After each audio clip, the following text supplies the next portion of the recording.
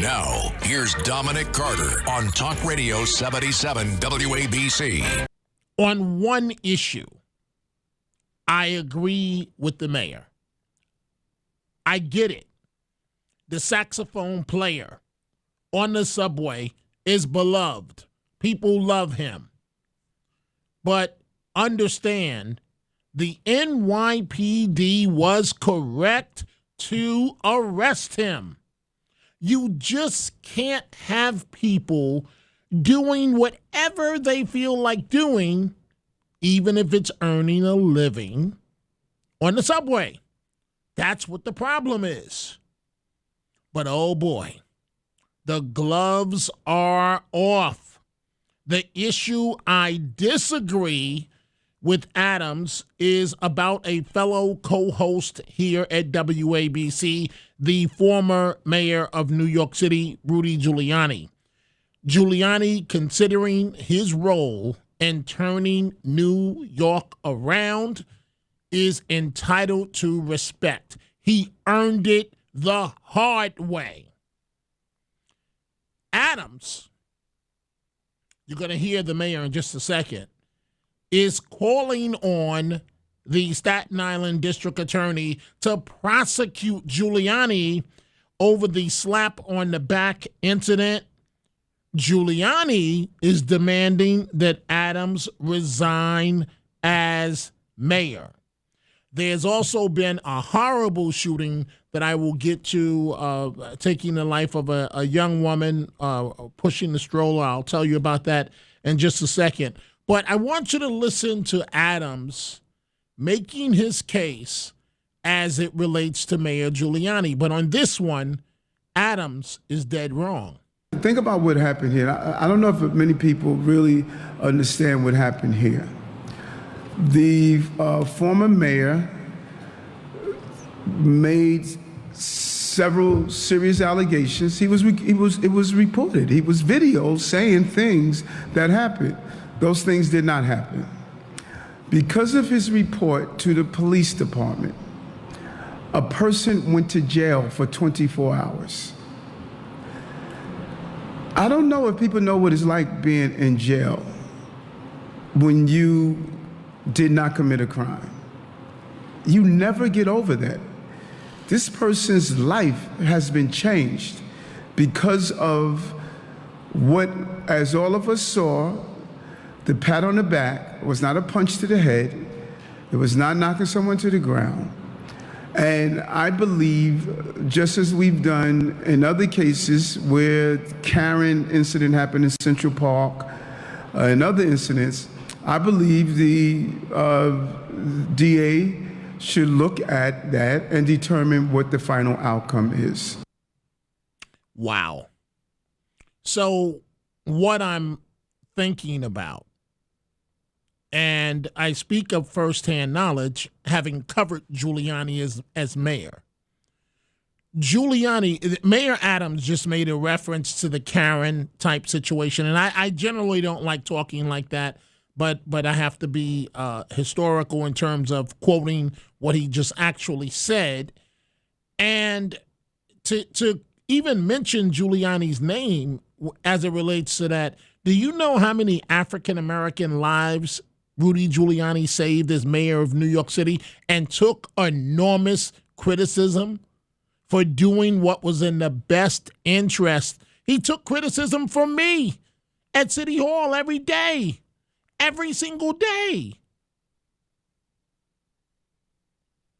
He deserves better.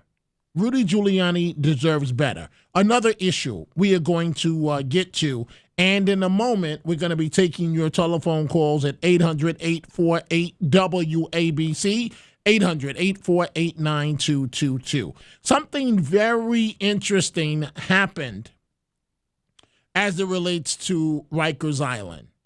A contentious city council hearing this week on Rikers, the issue of Rikers, focusing on safety. And I, for one, believe that the city of New York needs the feds to come in and take over. The city cannot clean up this mess. And what are you talking about, Dominic? Well, the committee chair, Carlina Rivera, her quote, not mine, hers, since our last hearing, 4 people have died in custody on Rikers, including 3 just last week. That's dead wrong, folks. It should not be that way. So I'm also going to break down, we're going to continue to talk about Rikers. I'm interested in your perspective and how do we clean this up.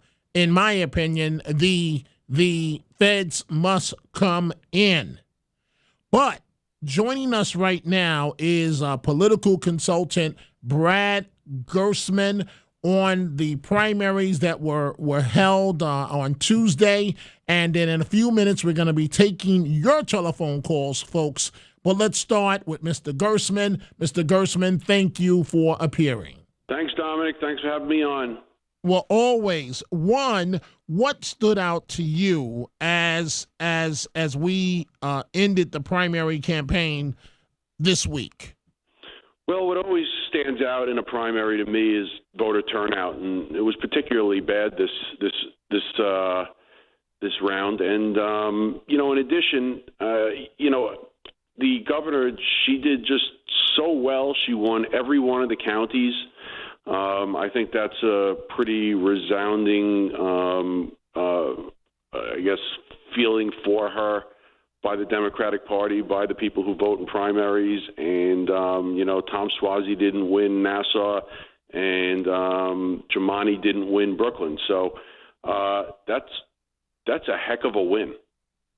Indeed. So handicap, if you will, this morning, the Lee Zeldin Governor Hochul race, because as you said, in the primary on the Democratic side, Hochul won all 62 counties in the state of New York, and that has not happened for some time. So analyze the fall campaign, if you will. Yeah, look, Lee Zeldin did terrific in a tough, heated campaign against his other Republican opponents. Look, we're 2-1 Democrat to Republican in New York State. It's a tough road to hoe to get to a victory for Republican in a statewide. Lee Zeldin is a terrific candidate. And in addition, there is a significant amount of momentum if you look at the last cycle of Republican enthusiasm to create some opportunities for Republican candidates. They won in Long Island hands down everywhere, even in Democratic districts where there was just a Republican name on the ballot. I believe that the Republicans will be equally or more enthusiastic, more motivated to get to the polls to try to change what they see as a wrong direction for the state. That will play in Lee Zeldin's favor. And again, Lee Zeldin is a tireless worker and someone who I believe is, has a very, very strong following. If the Republicans get together and, get behind their one candidate at this point, which I'm sure they will, Lee Zeldin probably has as good or better chance than any Republican in recent history. Well, Brad, you just brought up a good point, and we are chatting this morning with Brad Gerstman, a high-powered attorney in the state of New York and top political consultant. And in a second, folks, we're going to take your telephone calls, 800-848-WABC, 800-848-9222. Brad, I only have about a minute and a half left here, but you brought up the good point that I didn't even consider the most recent election where in Nassau County, and you made a great point. When you look at the district attorney there now, you look at the county executive there now, Mr. Blakeman, no one gave them much of a chance, but yet they won. No doubt about it. I mean, this was, eye-popping victory for Republicans on Long Island. It was something that I feel it. I live on Long Island. I understand the Republicans, really changed the game. And if that enthusiasm, flows over into this general election, Kathy Hochul's going to have her hands full.